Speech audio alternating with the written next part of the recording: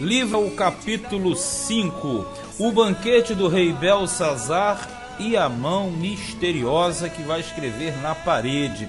O capítulo 5, na verdade, ele apresenta o fim do Império Neobabilônico e a transição para a dominação do Império chamado Medo-Persa.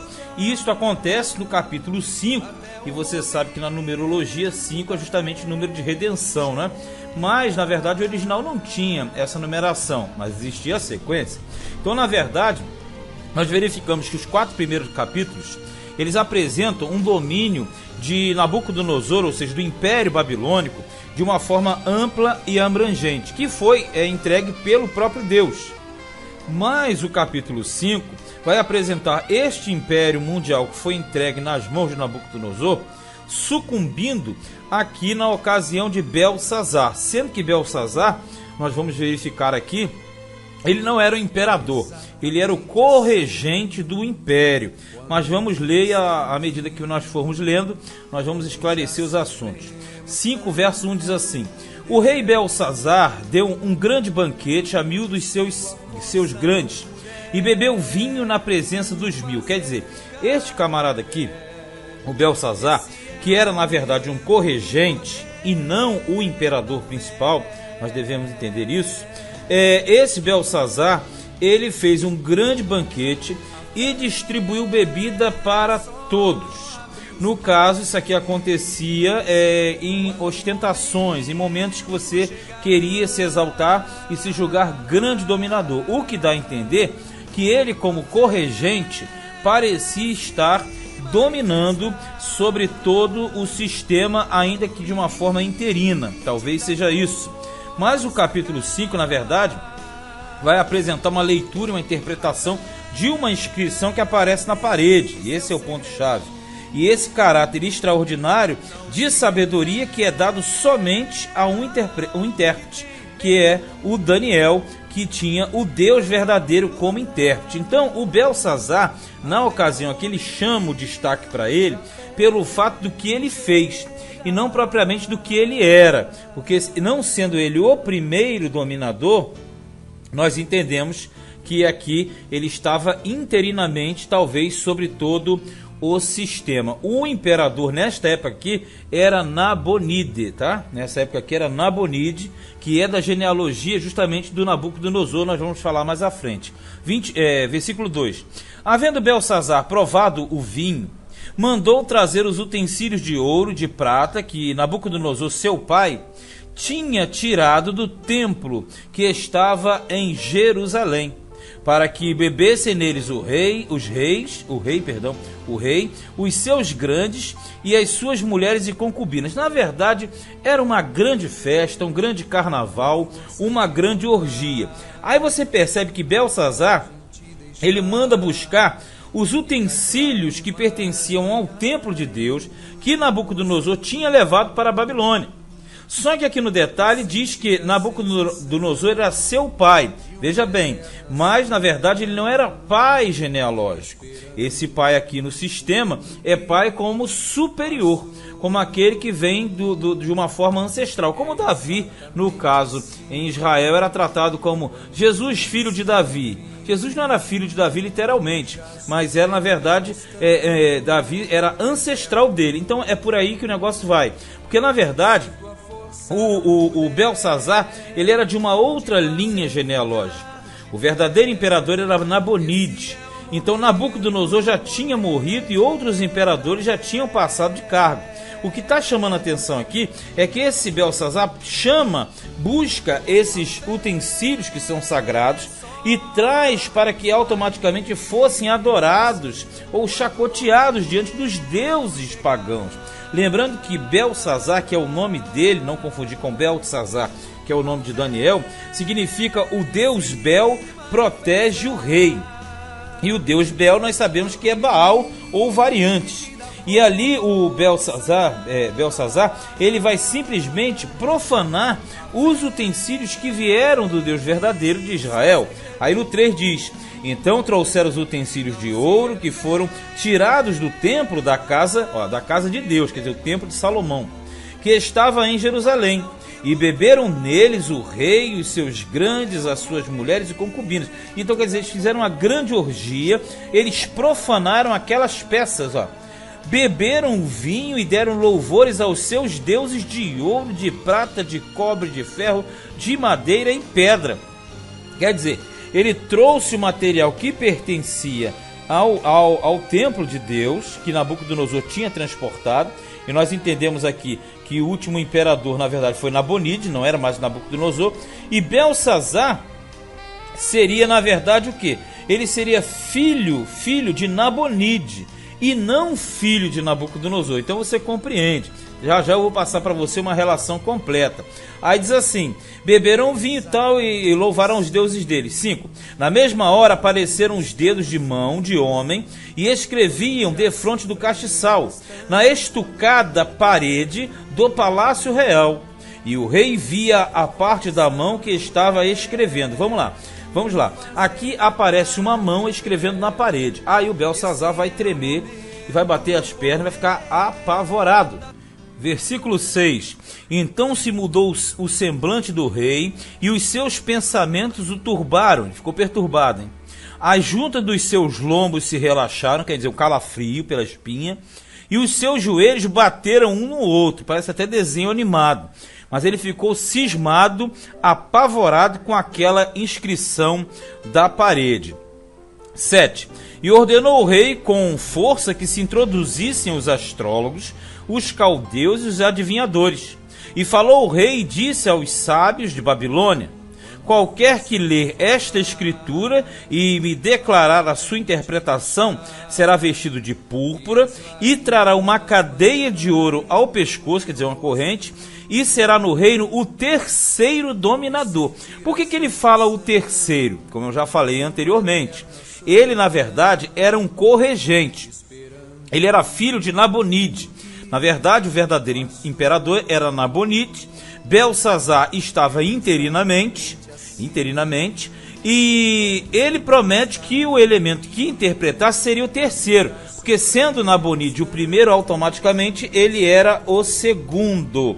Então, sendo ele o segundo, ele só poderia premiar o intérprete com o terceiro lugar no reino, ou seja, era um título honorífico, né? No caso, um dominador sobre todo o império depois dele. Você percebe que a mesma coisa aconteceu com Daniel quando ele interpretou, na verdade, lá atrás, né? Ele exaltou Daniel sobre todos os dominadores, sobre todos os magos, na verdade, né? Ele chefiou. E aqui não é diferente. Aqui aparece o Belsazar prometendo exaltar a esse que interpretasse o sonho.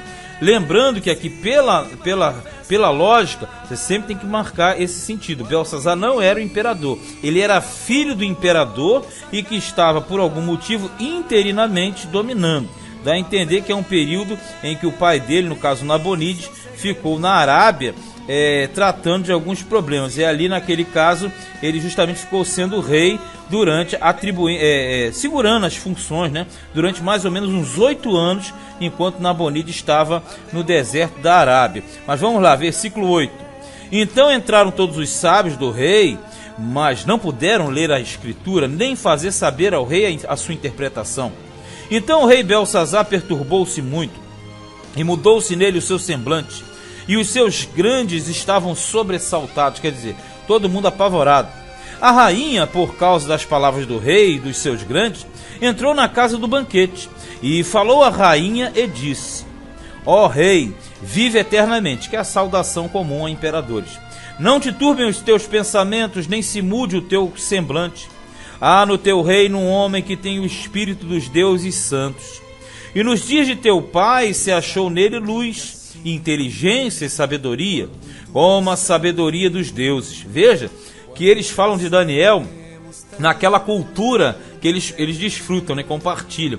A cultura dos vários deuses, do panteão de deuses, sinal de que Daniel estava simplesmente esquecido. Através do tempo, como passavam os imperadores, Daniel aqui caiu em desuso. E teu pai, o rei Nabucodonosor, sim, teu pai, ó rei, o constituiu chefe dos magos, dos astrólogos, dos caldeus e dos adivinhadores. Isso quer dizer, está lembrando para ele, que aqui Daniel está em torno de uns 80 anos aproximadamente. Não é aquele Daniel novinho do início. 12.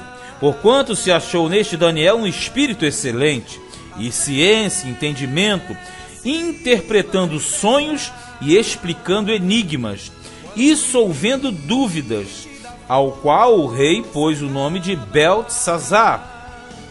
Chama-se, pois, agora Daniel, e ele dará interpretação. Veja que a mulher de Beltesazar o instrui acerca de Daniel. Daniel estava esquecido. Daniel tinha caído em desuso, estava obsoleto. Por quê? Você lembra que o Nabucodonosor, ele tinha exaltado a Daniel, não é? Mas com o passar do tempo, isso aqui mudava, porque mudavam os imperadores. E eles, como eram imperadores idólatras, eles se afastavam desse entendimento e automaticamente passavam aos seus rituais antigos. Aí 13, ó. Então Daniel foi introduzido à presença do rei. Falou o rei e disse a Daniel: És tu aquele Daniel dos cativos de Judá, que o rei, meu pai, trouxe de Judá? Lembrando, quando ele fala meu pai, o pai dele literalmente era Nabonide. Ele está se referindo ao pai genealógico. Tenho ouvido dizer a teu respeito que o Espírito dos deuses está em ti, e que a luz e o entendimento e a excelente sabedoria se acham em ti. Acabaram de ser introduzidos à minha presença os sábios e os astrólogos para lerem esta escritura e me fazerem saber a sua interpretação, mas não puderam dar a interpretação destas palavras. Eu, porém, tenho ouvido dizer de ti que podes dar interpretações e solver dúvidas. Agora, se puderes ler esta escritura e fazer-me saber a tua interpretação, ou melhor, a sua interpretação, serás vestido de púrpura, que é a roupa real, né? E terás cadeias de ouro ao pescoço, que são os colares, e no reino serás o terceiro dominador. A mesma coisa, ele promete a Daniel interpretar. E aí ele diz que vai colocá-lo como terceiro. Então respondeu Daniel e disse na presença do rei: As tuas dádivas fiquem contigo, e dá os teus presentes a outro. Todavia lerei ao rei esta escritura, e lhe farei saber a interpretação. Veja que Daniel é curto e grosso.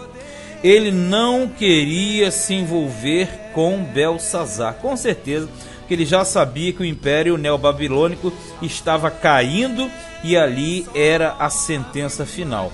Inclusive, a escritura que está na parede seria, na verdade, a última palavra explicando o que aconteceria com o Império Neobabilônico. Então ele falou: não quero nada, mas simplesmente eu vou relatar para você isso aqui, ó. Aí ele fala: ó rei, Deus, o Altíssimo, deu a Nabucodonosor teu pai o reino e a grandeza e a glória e a magnificência. Tipo, Deus levantou teu pai para ser cabeça das nações. E por causa da grandeza que lhe deu, todos os povos, nações e línguas tremiam e temiam diante dele. A quem queria matava, e a quem queria dava vida, e a quem queria engrandecia, e a quem queria abatia.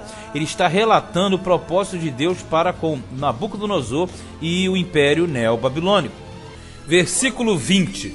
Mas quando o seu coração se exalçou e o seu espírito se endureceu em soberba, foi derribado do seu trono real e passou dele a sua glória. Ele está se referindo ao capítulo 4. E foi tirado dentre os filhos dos homens, e o seu coração foi feito semelhante ao dos animais. E a sua morada foi com os jumentos monteses. Fizeram-no comer erva como os bois, e pelo orvalho do céu foi molhado o seu corpo, até que conheceu que Deus, o Altíssimo, tem domínio sobre os reinos dos homens, e é quem quer constitui sobre eles. E tu, seu filho Beltesazar, não humilhaste o teu coração, ainda que soubesse de tudo isso? Tipo o seguinte: o teu pai, teu ancestral Nabucodonosor, ele se humilhou, mas você não fez isso. E te levantaste contra o Senhor do céu, pois foram trazidos os utensílios da casa dele perante ti. E tu, os teus grandes, as tuas mulheres, as tuas concubinas, bebeste vinho neles. Além disso, deste louvores aos deuses de prata, de ouro, de cobre, de ferro, de madeira e de pedra, que não veem, não ouvem, nem sabem.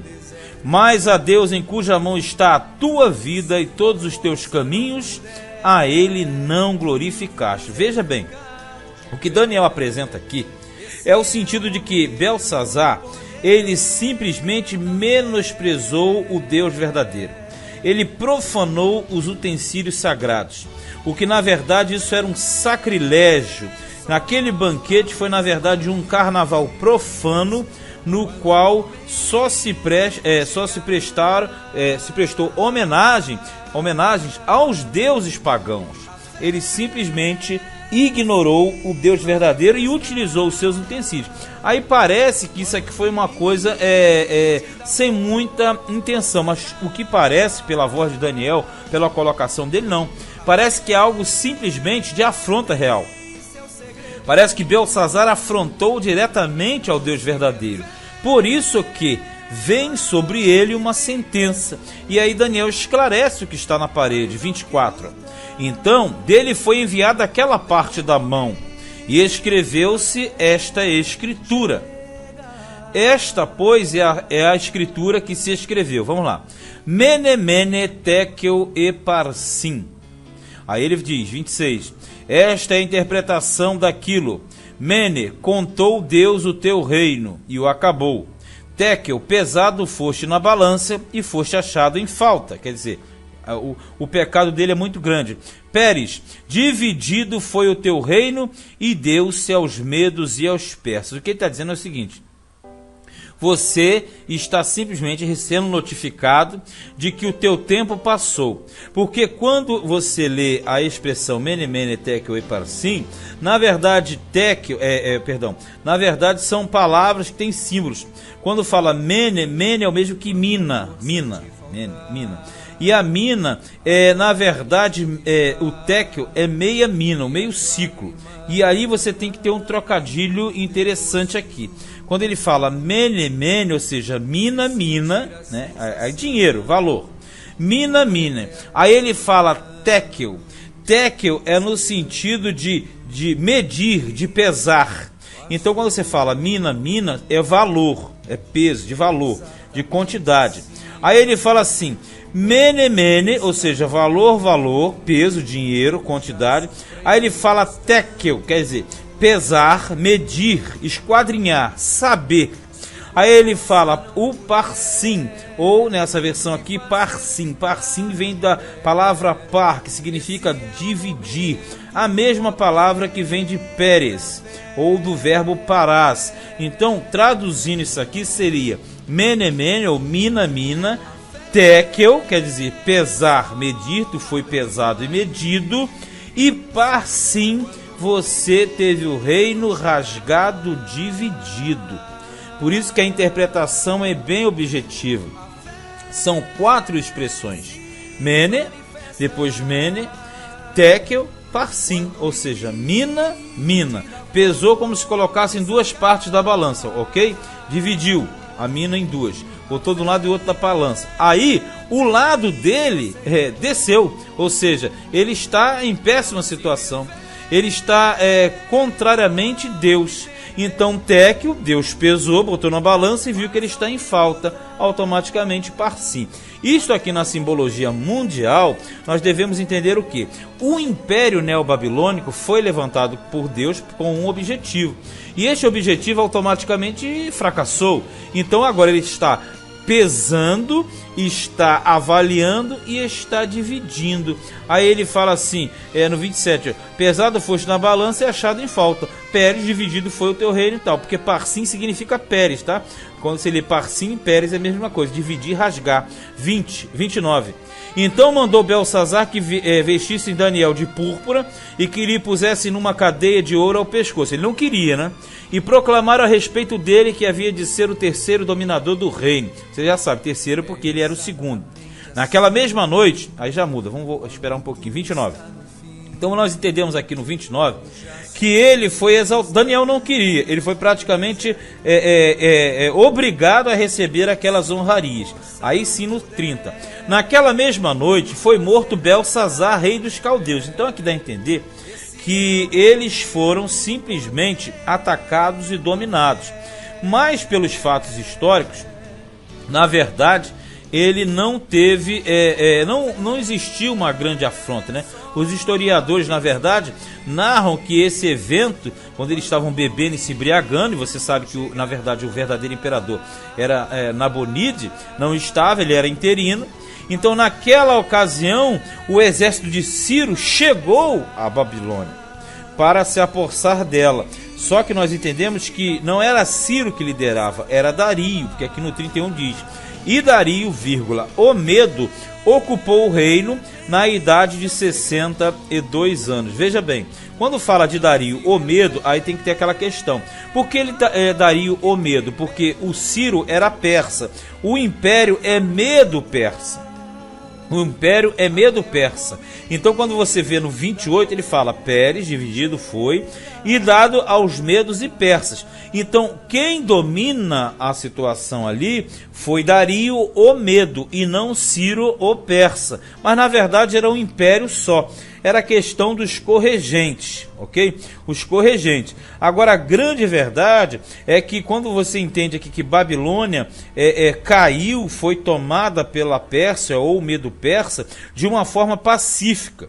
Agora, o Belsazar, diz a história que foi assassinado por um de seus oficiais que debandou para o lado dos persas. Mas aí é por fora. Então, na verdade, esse Dario aqui não pode ser confundido com o Dario, que é Dario da genealogia, da outra genealogia de Ciro, tá? Isso aí, você sabe que tem duas genealogias.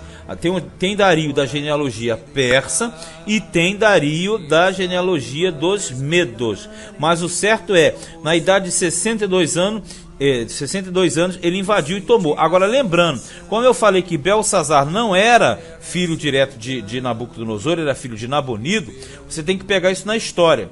O Nabonido era filho de Labash Madruk, que foi o antecessor dele. Aí você tem, antes do Labash Madruk, você tem o Neriglissam, e antes de Neriglissam você tem Evil-Merodach. Antes de Evil-Merodach, aí você tem Nabucodonosor, que por sua vez foi filho de Nebopolazar. Isso tudo é uma genealogia, porque você tem o Império Babilônico. Então o Império Babilônico é uma genealogia, e você começou com Nebopolazar, quando foi o primeiro imperador, o segundo Nabucodonosor, e vai descendo Evil-Merodach, depois Neriglissam, depois Labash Madruk e depois Nabonido. Aí sim, do Nabonido você chega em Belsazar, que estava dominando porque o pai dele estava em uma missão na Arábia. Mas na verdade, na genealogia, na história de uma forma geral, você encontra esse desenvolvimento que eu passei para vocês, mas não tem isso na Bíblia.